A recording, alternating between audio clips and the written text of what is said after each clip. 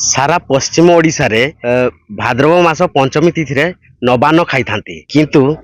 श्रावण मासर पूर्णिमा तिथि रे साधु सन्थ माने नवान्न खाई थांती। आउ मु वर्तमान अछि रेढ़ाखुल रो सन्थ कवि भीम भोई स्मृति पीठ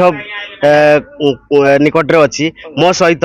किछि साधु सन्थ भी अछंती आसंतु सीधा सळख कथा हबा तांको सहित जे एई जो श्रावण मासर पूर्णिमा तिथि रे जो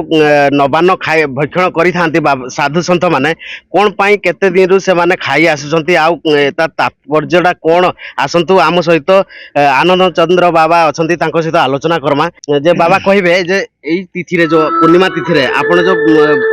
जो भक्षण करूछंती कोन कहिबे ताकु नै गुरु ब्रह्म महिमा अलेख पश्चिम ओडिशार नवान्न नुआखाई हूँ सर्वसाधारण जनता भाद्र मास शुक्लपक्ष पंचमी तन्मध्य महिमा धर्म नवान्न हूँ भिन्नतम कारण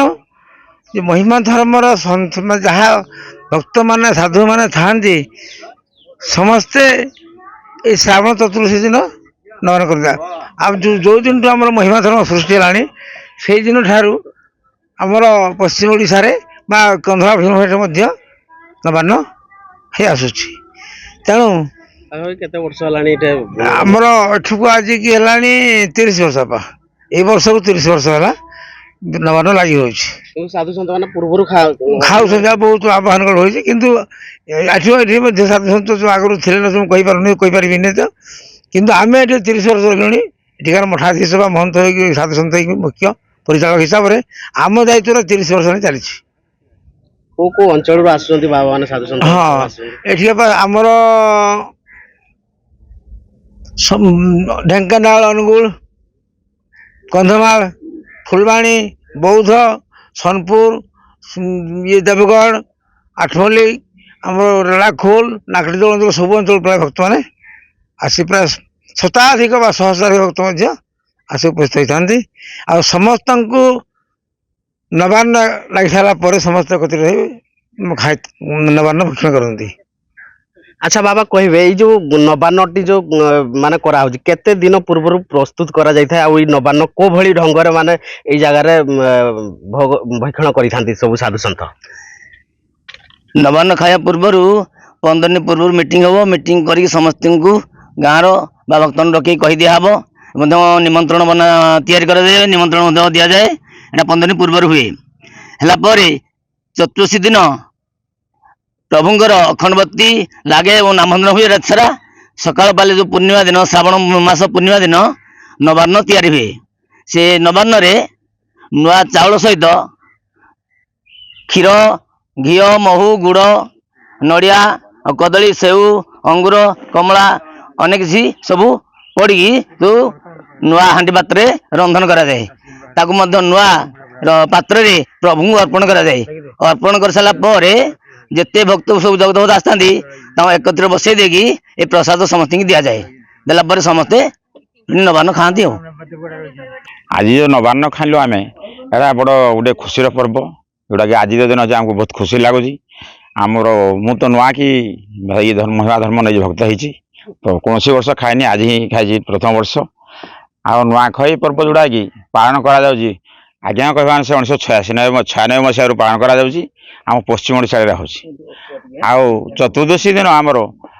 अखंडवती लगे नाम यज्ञ संकीर्तन कराए श्रावण पूर्णिमा दिन नवान्न तैयारी आम भक्षण कर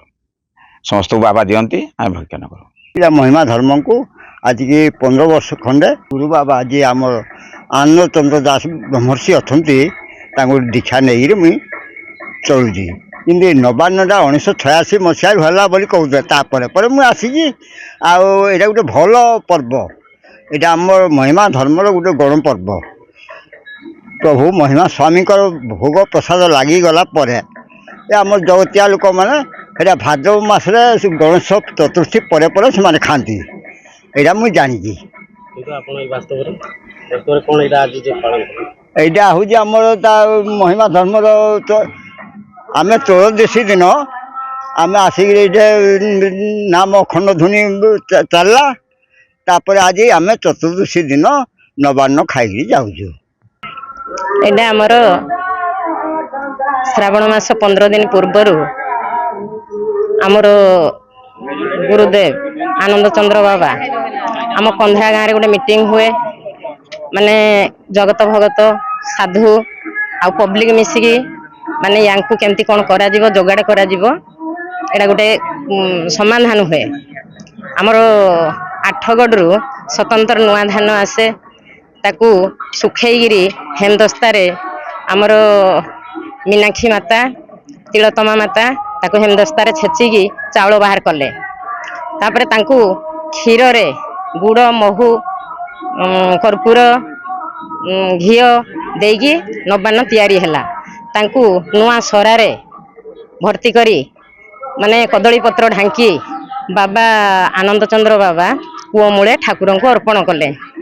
ତାପରେ ସବୁ ଯେତିକି ନବାନ୍ନ ଖାଇବା ଉଦ୍ଦେଶ୍ୟରେ ଆସନ୍ତି ସେମାନଙ୍କୁ ନବାନ୍ନ ବାବା ଆଜ୍ଞା ଶ୍ରୀହସ୍ତରେ ଦିଅନ୍ତି। ଆଉ ଆଜି ନୁହେଁ, ଏଇଟା ମହିମା ଗୋସାଇଁ ଏବଂ ଆମର ସିଦ୍ଧଙ୍କର ଅମଳରୁ ଏ ନବାନ୍ନ ଚାଲି ଆସିଛି। କିନ୍ତୁ ଆନନ୍ଦ ବାବାଙ୍କର ଦ୍ୱାରା ହିଁ ମାନେ 96 ମସିହାରୁ ଚାଲିଛି। କିନ୍ତୁ ଏଇଟା ଆଜି ନୁହେଁ, ଆମର ମହିମା ଧର୍ମ ସୃଷ୍ଟି ହେଲା ଦିନଠୁ ଆମର ପଶ୍ଚିମ ଓଡ଼ିଶା ଏଇ ଯେଉଁ ଶ୍ରାବଣ ମାସ ଚତୁର୍ଦ୍ଦଶୀ ପୂର୍ଣ୍ଣିମା ଲାଗି ରହିଛି। କେତେ ଖୁସି ଲାଗେ ଆପଣଙ୍କୁ ଏଇ ଦିନ ପାଖେ ଆସିଲେ? ନାଇଁ, ଆମ ତ ବହୁତ ଦୂର ଦୂରାନ୍ତରୁ ଢେଙ୍କାନାଳ, ଅନୁଗୁଳ, ଦେବଗଡ଼, କନ୍ଧମାଳ, ବୌଦ୍ଧ, ଫୁଲବାଣୀ, ସୋନପୁର ଧରିକିରି ବହୁତ ମାନେ ସାଧୁ ଭକ୍ତ ସମାଗମ ହେଇକି ମାନେ ସମସ୍ତେ ଖୁସି, ବହୁତ ବିଶେଷ ଆନନ୍ଦ ହଉଛନ୍ତି। ନବାନ୍ନ ଉଦ୍ଦେଶ୍ୟରେ ବହୁତ ବିଶେଷ ଖୁସି ଆନନ୍ଦ ହଉଛନ୍ତି। ଆପଣମାନେ ଶୁଣୁଥିଲେ ସାଧୁ ସନ୍ଥଙ୍କ ପ୍ରତିକ୍ରିୟା ଯେ ସେମାନେ ଏଇ ପର୍ବ ପାଖେଇ ଆସିଲେ, ଏଇ ଶ୍ରାବଣ ମାସ ପୂର୍ଣ୍ଣିମା ତିଥି ପାଖେଇ ଆସିଲେ ବହୁତ ଆନନ୍ଦର ସହ ଏଠାକୁ ଧାଇ ଆସିଥାନ୍ତି ଦୂର ଦୂରାନ୍ତରୁ ସାଧୁସନ୍ଥ ମାନେ ନବାନ୍ନ ଖାଇବା ପାଇଁ। ରେଢ଼ାଖୋଲ ଭୀମ ଭୋଇ ସ୍ମୃତିପୀଠ କନ୍ଧରାରୁ ଯଶବନ୍ତ ନାରାୟଣ ସାହୁ।